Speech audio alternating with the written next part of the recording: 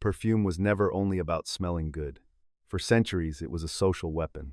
It could hide dirt, show power, please the gods, attract lovers, and punish the poor who smelled wrong. And that is where the story gets dark. In this video, we will follow the secret history of perfume, from ancient temples to royal bedrooms, from dirty city streets to modern shopping malls. You will see how scent became part of religion, class, seduction, and fear. You will hear how one small bottle could change how people judged each other. And near the end, there is a surprising twist. Today, many people do not buy perfume to smell better. They buy it to become someone else. Chapter 1. Origin. Long before perfume was a fashion item, it was smoke. The word perfume comes from Old Latin words that mean through smoke. That is important. At the beginning, scent rose into the air, not for beauty, but for the gods. Imagine an ancient temple in Egypt. The sun is low. Stone walls hold the heat of the day. Priests walk slowly in white linen. A bowl burns with myrrh and frankincense. These are tree resins, thick and precious, with a deep, sweet, dry smell. The smoke climbs upward like a prayer. Here is the first mini-story. A young priest stands in the temple before sunrise. He lights the incense for the morning ritual. The air changes at once. The room becomes heavy, warm, sacred. He believes the god can smell this gift. Not see it, not touch it, smell it. That is how strong scent already is. It enters the body without asking. And here is the strange part. In many early cultures, scent meant purity. A good smell suggested holiness. A bad smell suggested danger, disease, sin, or death. Can you see the pattern already? Perfume was not just pleasant, it was moral. Good smell, good person. Bad smell, bad person. That idea stayed alive for thousands of years. And perfume moved. From Egypt, scented oils and incense spread across trade routes.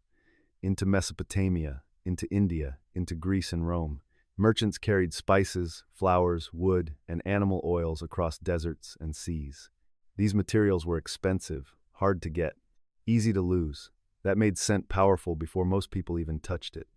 Stop and think about that. A smell could travel farther than a voice. In Greece and Rome, perfume became more daily, more public, more luxurious. People scented baths, clothes, hair, homes, and even pets. Some used rose oil, some used cinnamon, some used iris, a flower with a soft, powdery smell. Perfume began to leave the temple and enter private life. But as soon as it did, it became something else too. A sign, a signal, a message. Who has access to rare scents? Who can afford imported oils? Who smells rich? Who smells poor? That question would soon shape entire societies. Chapter 2. The Rise. When perfume reached royal courts and wealthy cities, it became bigger than religion. It became theater. Kings, queens, nobles, and court lovers used scent to build an image, not just a body. En image, a room could smell of orange blossom before a queen entered. Gloves could be perfumed, letters could be perfumed, bed sheets could be perfumed. Even the air around power had to be edited. And now perfume did something dangerous. It started dividing people. The rich could smell civilized. The poor were often forced to smell like labor, animals, smoke, crowded streets, and old clothes. That is the shocking fact many people miss. Perfume often worked as a social weapon, not just a beauty product. It marked class. It said, "I belong above you," or worse, "You do not belong near me." In medieval and early modern Europe, cities were crowded and dirty. Water was not always trusted. Bathing was less common than many people think. People changed linen, used herbs, burned incense, and wore perfumes to manage smell. Notice that word, manage, not remove, manage. Now let us enter the second mini-story. Picture a French noble in the 1600s. He is dressed in velvet, his wig is styled, his gloves are scented with amber and musk, his coat smells of orange peel and clove. But under all that elegance is sweat, stale skin, and a body not washed as often as the image suggests. He smiles at court. He bows. Everyone smells the perfume first, not the truth. This is where perfume becomes a mask, a beautiful mask. And masks are never innocent. In some royal courts, smell mattered so much that people believed bad air could bring sickness. This idea was linked to miasma, the belief that disease traveled through foul air. Miasma means bad air thought to carry illness. So perfume and pomanders, small scented balls filled with herbs or spices, were used for protection. Not just attraction, protection. What does that mean? It means people were not only trying to smell rich, they were trying to survive. Listen carefully. Seduction and fear were now living in the same bottle. That is why the history of perfume is more dramatic than it looks. A flower note could promise romance. A spice note could suggest power. A clean note could whisper safety. And every whisper had a price. Pattern interrupt. A bottle is never just a bottle. By the 17th and 18th centuries, perfume grew into an industry. Distillation improved. Distillation is a simple process that uses heat to separate and collect scent. More formulas appeared, more makers appeared, more competition appeared. And still, one rule remained true. To control smell was to control meaning. What did your body say before you spoke? What did your scent confess before your mouth opened? Chapter 3. The Dark Turn. Now the story gets sharper. Perfume did not only rise with beauty, it rose with anxiety. As cities grew, people lived closer together. Factories, horses, trash, sewage, smoke, food markets, bodies, everything mixed in the air.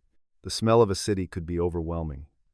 And when smell became stronger, judgment became harsher. People began to connect bad smell with bad character even more deeply. Poor neighborhoods smelled different from rich ones. Workers smelled different from nobles. Foreigners smelled different from locals. The sick smelled different from the healthy, and society turned those differences into suspicion. Pattern interrupt. Smell became a silent courtroom. You can see the problem. Scent is powerful, but it is also unfair. Bodies smell for many reasons: climate, work, food, stress, health, age. But people often pretend smell tells a simple story. It does not. Still, whole societies acted as if it did. In the 19th century, science began changing ideas about disease. Germs slowly replaced miasma as the main explanation. Germs are tiny living things that can cause illness. That should have reduced fear around smell, but it did not fully happen. Instead, modern hygiene and modern perfume grew together. Soap, deodorizing products, colognes, fresh laundry, polished homes all became part of a new dream. The dream was not only to be clean, it was to smell correct. There is a difference. Clean is a health idea. Correct is a social idea. And social ideas can be cruel. Not dirty enough for disgust, not rich enough for admiration, not natural enough for freedom, not polished enough for success. Do you see the trap? People were now judged by an invisible cloud around them. Advertising later made this even stronger. It told men to smell confident. It told women to smell desirable. It told everyone to fear embarrassment, fear of sweat, fear of public closeness, fear of being remembered badly, fear of not fitting in. Perfume companies did not invent insecurity, but they learned how to bottle it and sell it. Pattern interrupt. Sometimes the strongest smell in history is fear. This was the dark turn. Perfume was no longer only rare luxury or sacred ritual. It became part of social control. A good scent could open doors. A wrong scent could close them. And because smell is emotional, these judgments felt natural even when they were unfair. That is why perfume history is also the history of class pressure. Not written in law, written in the air. Chapter 4. The world changes. Then came the modern age of chemistry. This changed everything. For centuries, perfume depended mostly on natural materials: flowers, woods, spices, resins, animal products. Natural ingredients were costly, unstable, and limited. Then chemists began creating synthetic aroma materials. Synthetic means made by chemical process, not taken directly from nature. Suddenly, perfumers had new tools. They could make scents cleaner, brighter, longer lasting, and cheaper. A perfume no longer had to copy a flower exactly. It could invent a mood. This was revolutionary. Now perfume could smell like rain on stone, powder in a theater, cold metal, warm skin, a dream, a memory, a future city. The bottle became an imagination machine that opened perfume to more people, no longer only kings, temples, and nobles. The middle class could buy scent too. Department stores displayed it. Magazines praised it. Cinema stars made it glamorous. A perfume could now promise modern life itself. But notice this. As perfume became more available, identity became more complicated. Earlier, perfume often showed where you stood in society. Now it also helped you choose who to be, fresh and sporty, soft and romantic, dark and mysterious, professional and sharp, youthful and wild. The language of perfume became psychological. It entered dating, it entered offices, it entered memory. One smell could take you back to a school hallway, a train station, a first kiss, a funeral, a hotel lobby. That is because smell is deeply tied to memory. One breath, and the past returns. Pattern interrupt. Perfume does not just sit on skin. It sits in memory. The 20th century turned fragrance into mass culture. Designer brands joined the game. Celebrity scents arrived. Marketing became more emotional. A perfume ad did not simply say, "Here is a smell." It said, "Here is a life." And millions listened. Why? Because modern people are often asked to perform themselves. At work, on dates, online, in public. Perfume fits perfectly into that world. It is invisible, but meaningful. Private, but social. Small, but loud. And this brings us to today, where perfume is still about seduction, power, class, and fear, but also something new, choice, or at least the feeling of choice. Chapter 5. Today's surprise. Now we reach the modern buyer. And here is the surprise. Many people no longer choose perfume only to impress others. They choose it to build identity, to edit the self, to say, "This is me." Or maybe, "This is the me I want you to meet." Let me tell the third mini story. A young woman stands in a bright perfume store after work. She tests 3 scents on paper strips. One smells clean and soft, like fresh cotton. One smells dark, sweet, and smoky. One smells green and sharp, like leaves after rain. She closes her eyes. Today she is tired of being the quiet version of herself.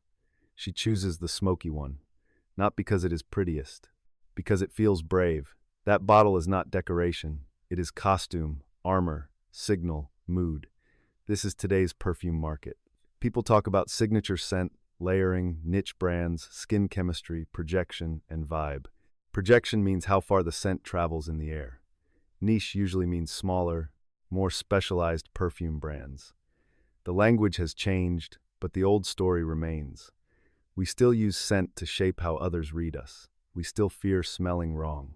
We still connect smell with taste, cleanliness, confidence, intimacy, even trust. And online culture has made this stranger. Now people buy perfumes they first experienced through words and images on a screen. Smells like old money. Smells like a villain. Smells like a rainy library. Smells like success. Think about how wild that is. A person can buy a liquid dream because of a sentence, and still, the oldest truths survive. Perfume can comfort, perfume can seduce, perfume can separate people. Perfume can help someone feel seen. Perfume can help someone hide. Pattern interrupt. The future of perfume may be digital, but the fear behind it is ancient. What are we really buying when we buy fragrance? A smell, a memory, a class signal, a second skin? Maybe all of them. That is the secret history. Perfume began as smoke for the gods. It became luxury for the powerful. It became a shield against dirt and disease. It became a social weapon. Then it became mass identity. And today, in one tiny spray, all those old meanings still live together. That is why perfume matters far more than most people think. Not because it smells nice, because it tells a story before you speak. Ending. So the next time someone sprays perfume on their neck, wrist, or jacket, remember, you are not only smelling flowers, wood, spice, or musk. You are smelling history, religion, class, fear, desire, performance, hope. A whole human story carried in the air for a few seconds, then gone. And maybe that is why perfume has lasted so long. It is invisible, but never simple. Pattern interrupt. The most powerful things are often the hardest to see. If this changed how you think about everyday objects, stay with me for the next story.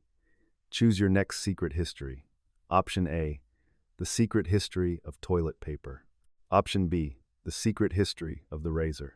Write A or B in the comments, and I will see you in the next one.